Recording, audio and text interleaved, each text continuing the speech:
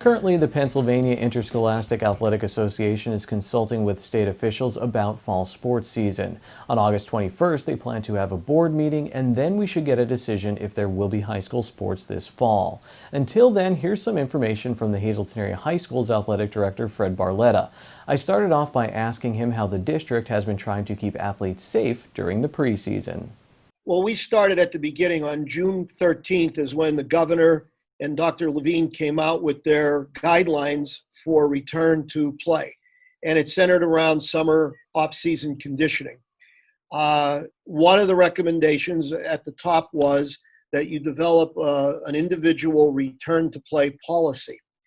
We've been very, very fortunate in that our partnership with the Lehigh Valley Health Network has been tremendous, and never more so than in the past few months.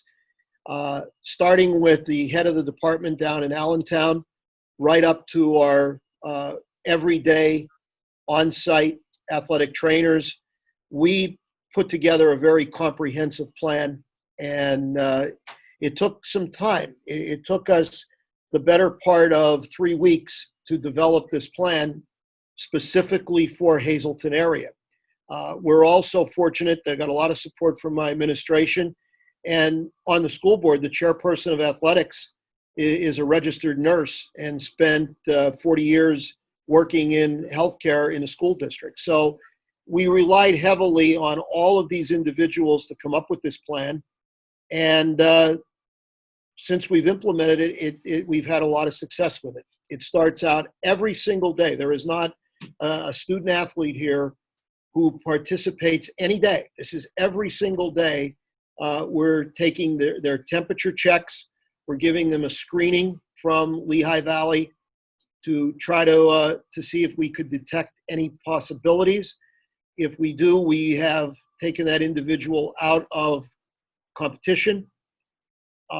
We have had some where the symptoms indicated that they should be tested for the coronavirus, and we've done that.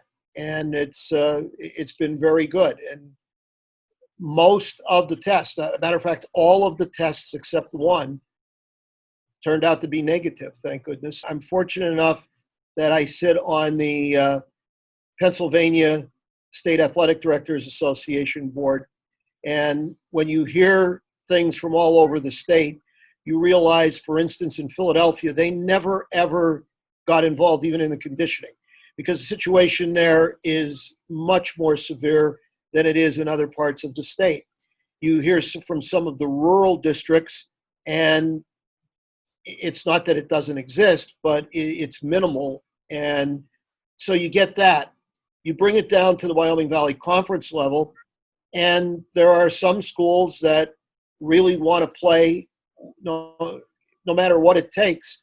There are those that are exercising a little more cautious attitude, and there are some that are saying it just doesn't make sense to play. So now you come down to the Hazleton level, and our coaches from the get-go have wanted to try to do this, and we've supported that. Our board has done the same. Our administration has done the same. We had told all the coaches, look, you are the test trial. You want to use the word guinea pigs. You're the test pilot here, and what you do or don't do is probably going to have an effect on whether or not we try to actually play the sports.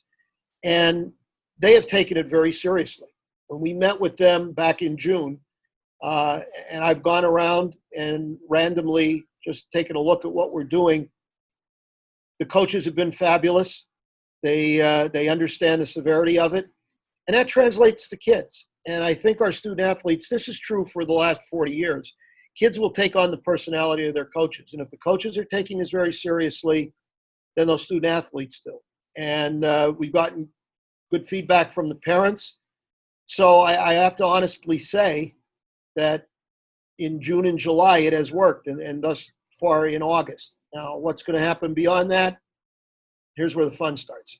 So I guess just where we're at right now, teams are allowed to have optional practices, but not mandatory practices. Where are we at in the situation as we wait for the PIAA to have that board meeting again?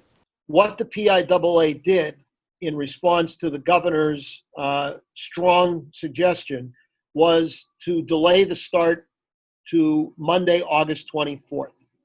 So as we're sitting here now, we're waiting to see if indeed that holds true. We're hoping that things don't change and this is terminated and they say we are not playing fall sports. But the target date would be the 24th. Everything then would be pushed back, meaning that it would be impossible to have a 10-game normal football schedule. So what we've done, and we've been proactive in Wyoming Valley Conference, we have Schedule B, which is an 8-game schedule. With the other sports, reason why I'm singling out football. Football is the unique one. You only play once a week. You can't play 3 football games a week. Yeah. Where soccer you can, volleyball you can, tennis you could. So the other ones, we just condensed the schedule. We have eliminated all of the non-conference games because some of the neighboring conferences have also cut back.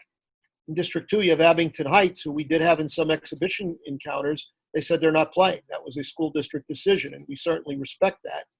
So it would be a Wyoming Valley Conference only schedule. But as the old saying goes, a half a loaf of bread's better than going hungry. So, we're going to take anything we can. And if the state comes out, or if we perceive here on a local level that it's just not health-wise safe, then it's not going to happen at all. The health and well-being, as I said, I'm sounding redundant, is by far the most important thing.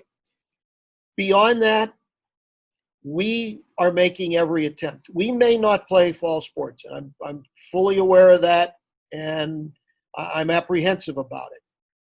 But I want everybody to know that we are making every attempt to make fall sports happen. If it does not happen, we're never going to be able to say we didn't try as best we capably could.